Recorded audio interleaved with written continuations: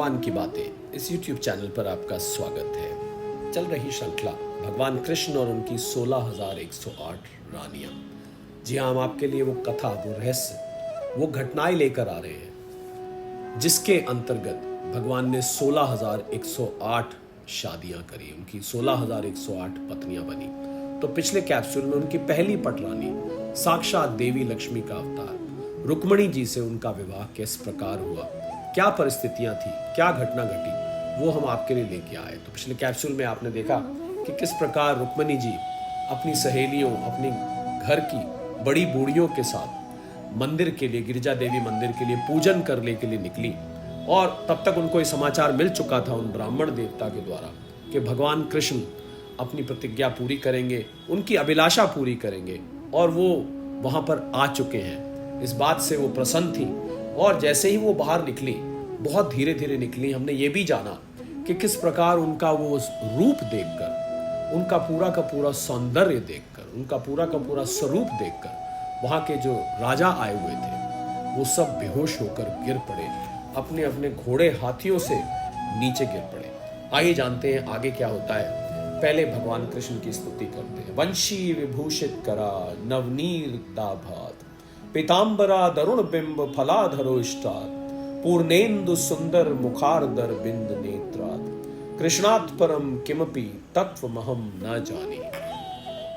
तो इधर रुक्मणी जी बाहर निकली और उसी समय उन्हें श्याम सुंदर भगवान श्री कृष्ण के दर्शन हो गए। सामने भगवान कृष्ण पहुंच गए।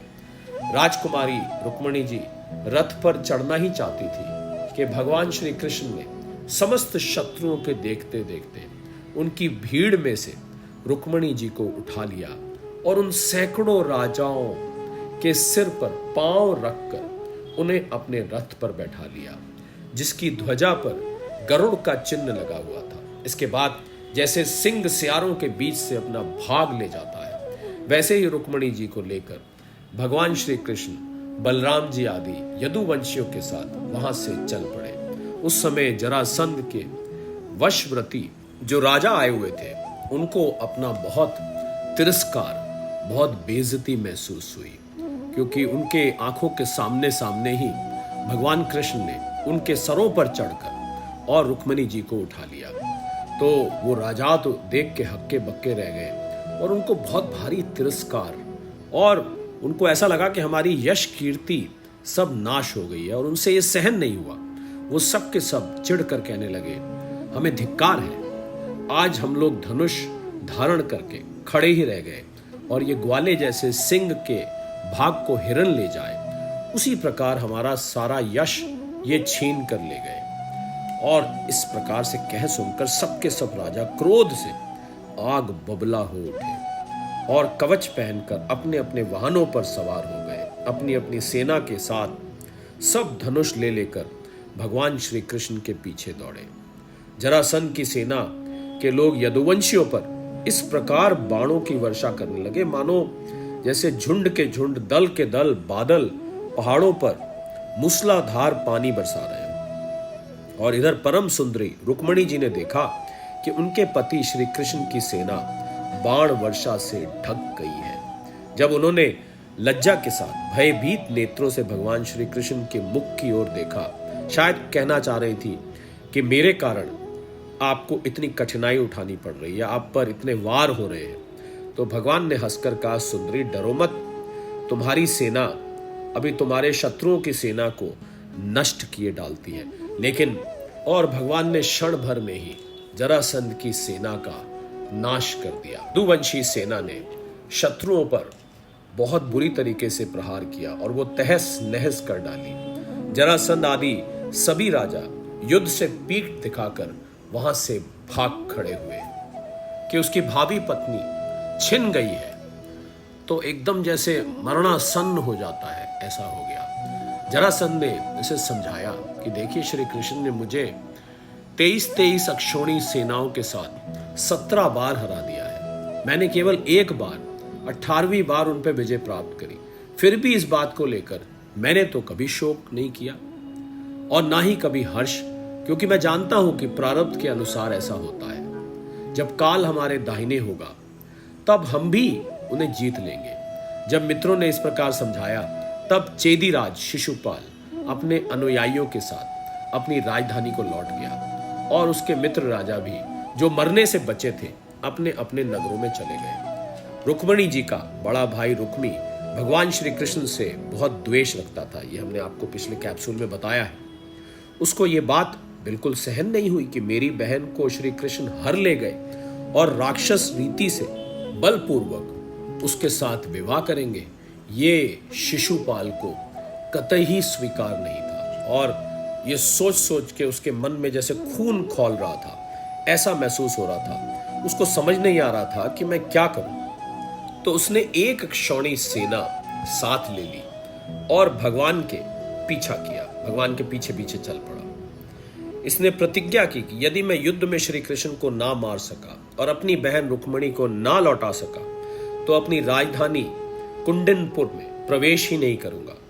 यह व्यर्थ की अनाप शनाप बातें करता हुआ वो एक ही रथ से श्री कृष्ण के पास पहुंचकर ललकारने लगा और उसने पास पहुंचकर भगवान कृष्ण को बहुत अपशब्द भी कहे। ऐसा शास्त्रों में आया है कि जब भगवान के लिए कोई अपशब्द बोले जाएं तो उसको दोहराना नहीं चाहिए।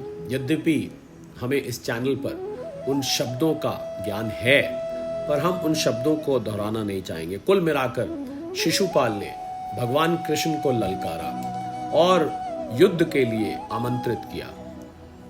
तो रुक्मी की बात सुनकर भगवान श्री कृष्ण मुस्कुराने लगे। उन्होंने उसका धनुष काट डाला और उस पर 6 बाण छोड़े। अब रुक्मी क्रोधवश हाथ में तलवार लेकर भगवान श्री कृष्ण को मार डालने की इच्छा से रथ से कूद पड़ा और इस प्रकार उनकी ओर झपटा जैसे कोई पतंगा आग की ओर लपकता है। जब भगवान ने देखा कि रुक्मी मुझ पर चोट करना चाहता है, तब उन्होंने अपने बाणों से उसकी ढाल तलवार को तिल तिल करके काट दिया और उसको मार डालने के लिए हाथ में तीखी तलवार निकाल ली। अब रुक्मिणी जी ने देखा कि कृष्ण जी तो हमारे भाई को मार ही डालना चाहते हैं। तब वो बहुत भय से विहल हो गई और अपने प्रियतम पति भगवान श्री कृष्ण के चरणों पर गिरकर करुण स्वर में बोली, देवताओं के भी आराध्य देव जगतपते, मेरे भैया को मारना आपके लिए योग्य काम नहीं है। भगवान ने जब रुक्मिणी जी को इस प्रकार प्रार्थना करते देखा तो भगवान को दया आ गई, क्योंकि भगवान दया निधान तो है ही।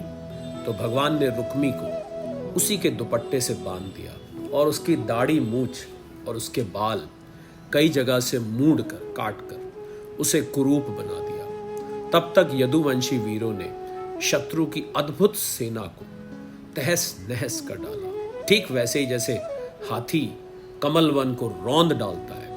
और वो लोग उधर से लौटकर श्री कृष्ण के पास आए तो देखा कि रुक्मी दुपट्टे से बना हुआ अधमरी सी अवस्था में पड़ा हुआ है। फिर बलराम जी को बड़ी दया आई, उन्होंने उसके बंधन खोलकर उसे छोड़ दिया। फिर श्री कृष्ण से बोले, आखिर बड़े भाई थे, तो बोले कि यदि अपना सगा संबंधी वध करने योग्य अपराध करे तो भी अपने संबंधियों के द्वारा उसका मारा जाना उचित नहीं है, उसे छोड़ देना चाहिए। वो तो अपने अपराध से ही मर चुका है, मरे हुए को फिर क्या मारना। और रुक्मी की सेना और उसके तेज का अब तक नाश हो चुका था, केवल प्राण बच रहे थे। अपनी प्रतिज्ञा अनुसार उसने अपने रहने के लिए भोजकट नाम की एक बहुत बड़ी नगरी बसाई। उसने पहले ही यह प्रतिज्ञा कर ली थी, कृष्ण को हराए बिना मैं दोबारा इस नगरी में प्रवेश नहीं करूंगा। तो अपनी प्रतिज्ञा अनुसार उसने अपने लिए एक अलग नगरी बसाई और उसमें प्रवेश किया और क्रोध करके वो वहीं रहने लगा। तो इस प्रकार सब राजाओं को जीतकर विदर्भ राजकुमारी रुक्मिणी जी को द्वारिका में ले आए और उनका विधि पूर्वक पाणी ग्रहण किया। भगवती लक्ष्मी को रुक्मिणी के रूप में साक्षात लक्ष्मीपति भगवान श्री कृष्ण के साथ देखकर द्वारकावासी नर नारियों को परम आनंद हुआ। तो ये थी कथा कि भगवान ने अपनी पहली पटरानी साक्षात लक्ष्मी का अवतार रुक्मिणी जी को किस प्रकार प्राप्त किया, किस प्रकार उनका हरण करके और उनके साथ पाणी ग्रहण किया। इस कैप्सूल को इतना ही रखेंगे, बल्कि ये जो श्रृंखला विदिन श्रृंखला है कि भगवान कृष्ण की 16,108 रानियां, उनके पीछे क्या रहस्य है। इसमें अब हम अगली रानी पर जाएंगे अगले कैप्सूल में। तो भगवान कृष्ण की स्तुति करते हुए आपसे विदा लेते हैं। वंशी विभूषित करा नवनीर दाभात, पीतांबरा दरुण पिंब फलाधरोष्टात्, पूर्णेन्दु सुंदर मुखारदर बिंद नेत्रात्, कृष्णात् परम किमपि तत्वमहं न जानी, सादर प्रणाम।